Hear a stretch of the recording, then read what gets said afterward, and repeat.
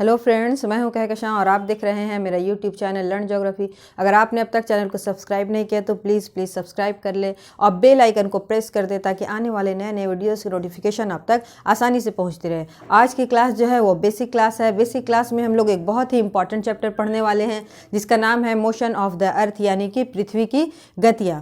पृथ्वी में दो प्रकार की गति होती है, एक है रोटेशन और दूसरा है रेवोल्यूशन। रोटेशन वो गति है जिसमें पृथ्वी अपने एक्सिस पर चक्कर लगाती है और रेवोल्यूशन वो गति है जिसमें पृथ्वी एक्सिस पर चक्कर लगाते हुए सूर्य के चारों तरफ अपनी कक्षा में यानी अपने क्लास में चक्कर लगाती है। तो आज की लेक्चर में हम लोग पढ़ेंगे रोटेशन ऑफ द अर्थ, यानी कि पृथ्वी की घूर्णन। तो चलिए आज की क्लास शुरू करते हैं। मोशन ऑफ द अर्थ यानी कि पृथ्वी की गति। तो हम लोग पढ़ेंगे क्या? घूर्णन यानी कि रोटेशन। घूर्णन का मतलब होता है अपने एक्सिस पर घूमना। कोई भी चीज़ अपने एक्सिस पर घूमती है तो उसको घूर्णन कहते हैं। ये देखिए हमारा ग्लोब, ये पृथ्वी की ये एक्सिस है।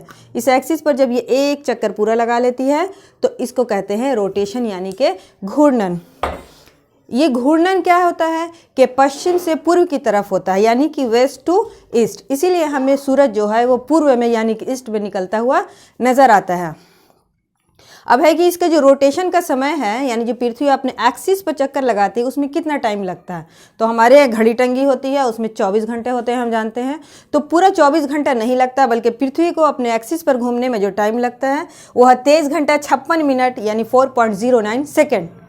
23 घंटे 56 मिनट 56 मिनट एंड 4.09 सेकेंड का उसको टाइम लगता है अपने एक्सिस पर एक चक्कर लगाने में।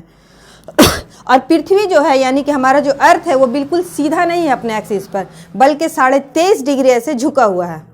ये जो हमारा अर्थ है ये कितना झुका हुआ है? 23.5 डिग्री अपने एक्सिस पर।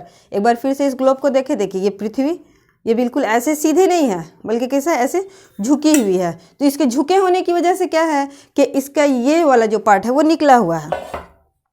तो पृथ्वी की अब बनावट की हम लोग एक बात कर ले सबसे पहले कि पृथ्वी का शेप यानी कि बनावट कैसी है। तो पहले जब पूरी तरह से जानकारी नहीं थी पृथ्वी के शेप के बारे में तो लोग कहते थे कि अर्थ जो है स्फेयर है, कुछ कहते थे गोल है, ठीक है, कोई कहता था 2 डायमेंशनल है, कोई कहता था 3 डायमेंशनल है। लेकिन अर्थ का जो शेप है वो किसी की तरह नहीं है, बल्कि अर्थ का जो शेप है उसका नाम दिया गया है जियोइड, यानी कि पृथ्वी के जैसा। पृथ्वी का शेप कैसा है? तो पृथ्वी के जैसा, यानी कि जियोइड है इसका शेप का नाम। और इसका शेप कैसा है असल में? ये जो ध्रुव है, पोल नॉर्थ और साउथ जो पोल हैं वो थोड़ा सा ऊपर नीचे से चपटे हैं, और ये जो बीच में इक्वेटर है ये विषुवत रेखा इस पर थोड़ा सा उभरा हुआ है, बाहर की तरफ निकला हुआ है ना।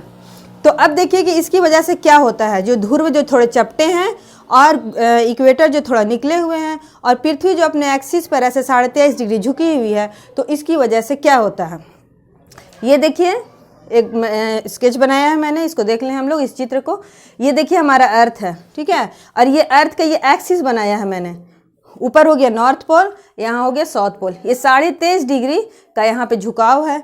तो अब देखिए क्या होता है कि पृथ्वी के झुकाव की वजह से ये डायरेक्शन मानी ये सन है, तो सूर्य की किरणें जब इस पर पड़ती हैं तो सबसे ज़्यादा रोशनी कहाँ पड़ेगी? ये देखिए ये वाला पार्ट जो कि बाहर है, यानी कि इक्वेटर पर।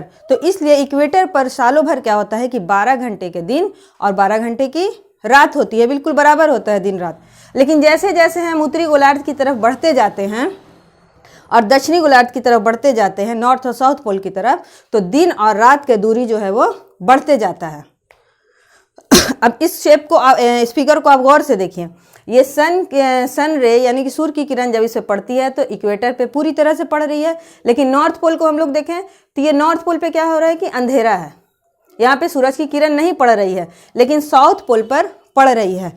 तो ऐसा पृथ्वी जो है अपने झुकाव की वजह से पृथ्वी के प्रत्येक ध्रुव पर 6 महीने का दिन और 6 महीने की रात होती है। देखिए ये रोटेशन कर रहा है तो साउथ पोल पे क्या है, पूरी तरह से दिन है, तो ये कंडीशन 6 महीने तक रहती है।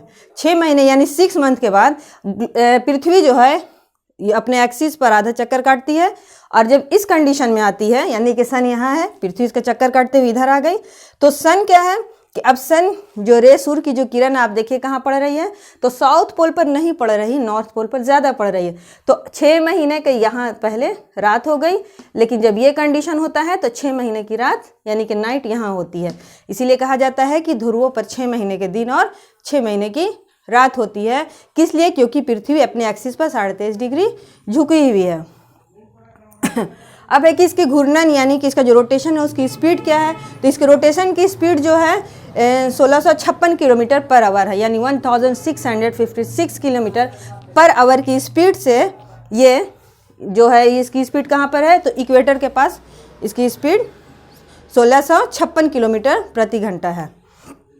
अब आगे बात कर लें हम लोग कि पृथ्वी जो है सो का जो रोटेशन है, जो घूर्णन है, उसकी वजह से क्या कुछ चेंजिंग आता है, यानी किस चीज़ पर क्या क्या इफेक्ट पड़ता है। तो सबसे पहला यह है कि दिन रात बदलते हैं, इसीलिए जो है घूर्णन को दैनिक गति भी कहते हैं कि दिन रात उसी की वजह से बदलते हैं। जब पृथ्वी अपने एक्सिस पर एक चक्कर लगाती है, ये देखिए ये पार्ट है, अब ये एक चक्कर लगा ली तो 24 आवर पूरे हो गए, तो इसकी वजह से दिन रात का परिवर्तन होता है। दूसरा क्या होता है कि जो दैनिक ज्वार भाटा होती है, जब मैंने ज्वार भाटा पढ़ाया था तो उसमें एक्सप्लेन किया था कि ज्वार भाटा कई प्रकार के होते हैं। एक ज्वार भाटा जो है दैनिक ज्वार भाटा भी होता है जो दिन में आता है, तो 24 घंटे में एक बार आने वाले जो ज्वार भाटा है उसको दैनिक ज्वार भाटा बोलते हैं। तो दैनिक ज्वार भाटा की उत्पत्ति जो है इसी की वजह से होती है, पृथ्वी के घूर्णन की वजह से। तीसरी चीज़ है कि जो पवन और सागरीय धाराएं हैं, जो विंड होती हैं और जो सी करंट्स होते हैं, स्ट्रीम्स होते हैं, तो उनमें जो है जो विक्षेप उत्पन्न होता है, यानी कि वो मुड़ जाती हैं, अपनी दिशा को परिवर्तित कर लेती हैं, क्योंकि पृथ्वी का घूर्णन होता रहता है। तो इस तरह से 3 इंपॉर्टेंट बातें हैं जो उसके घूर्णन के कारण उत्पन्न होती हैं। तो आज की क्लास हम लोग यहीं कंप्लीट करते हैं। और भी बहुत कुछ है जानने के लिए पृथ्वी के रेवोल्यूशन के बारे में, यानी पृथ्वी जो सूरज का चक्कर लगाती है तो कितने टाइम में लगाती है, कैसे लगाती है, और उसकी वजह से मौसम का परिवर्तन कैसे होता है। तो चलिए आज की क्लास यहीं पे कंप्लीट करते हैं और मिलते हैं फिर नेक्स्ट क्लास में। अपना ख्याल रखिए और मुझे इजाज़त दीजिए इस क्लास में। धन्यवाद एंड शुक्रिया। Take care.